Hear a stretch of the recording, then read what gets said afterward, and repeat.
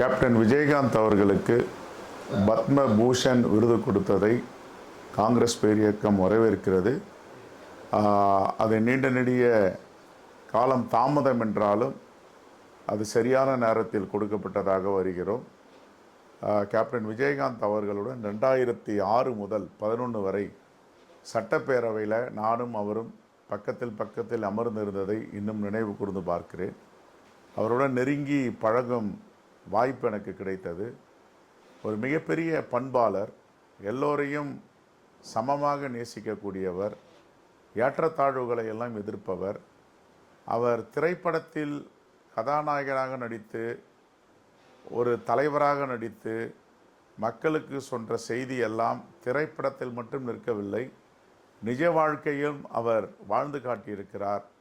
ஏனென்றால் எனக்கு 5 வருடம் சட்டப்பேரவையில் அவருடன் இருந்த காலத்தை எல்லாம் அவர் பேசிய வசனங்கள், அவர் பேசிய பேச்சுக்கள், அவருடைய செயல்பாடு, தமிழகத்தை பார்க்கின்ற அவருடைய பார்வை அனைத்தும் எனக்கு மிகவும் கவர்ந்திருந்தது. அவரை மிகவும் பிடிக்கும். எல்லா மக்களுக்குமான ஒரு தலைவராக அவர் திகழ்ந்தார்.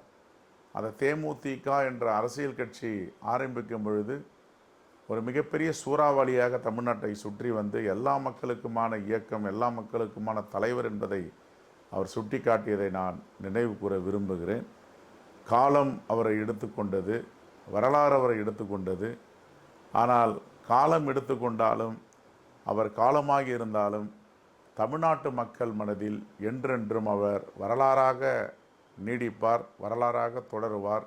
அது எல்லோருக்கும் இந்த வாய்ப்பு கிடைக்காது.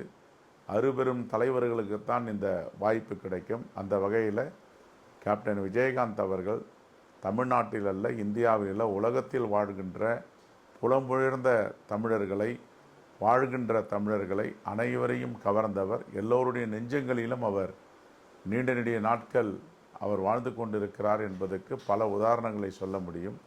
அவருடைய இறப்பு செய்தி கேட்டவுடன் மக்கள் எல்லாம் எப்படி கதறினார்கள், எப்படியெல்லாம் தன்னுடைய குடும்பத்தில் ஒருவரை இழந்து விட்டோம் என்று அவர்கள் பார்த்த பார்வை, அவர்கள் நடந்து கொண்டது எல்லாம் தமிழ்நாட்டையே உலுக்கி எடுத்தது.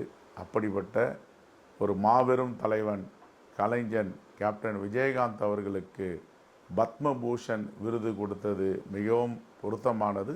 இன்னும் அதைவிட அவர்களுக்கு விருதுகளை கொடுக்கலாம். அதற்கு தகுதியான தலைவராக, கலைஞராக, திரைப்படத்துறையில், அரசியல் துறையில், பொது வாழ்க்கையில் தூய்மையாக இருந்து தமிழ்நாட்டு மக்களுக்கு ஏதாவது செய்ய வேண்டும் என்று துடித்த தலைவர்களில் அவரும் ஒருவர் என்ற வரலாற்றை அவர் பதிவு செய்திருக்கிறார்.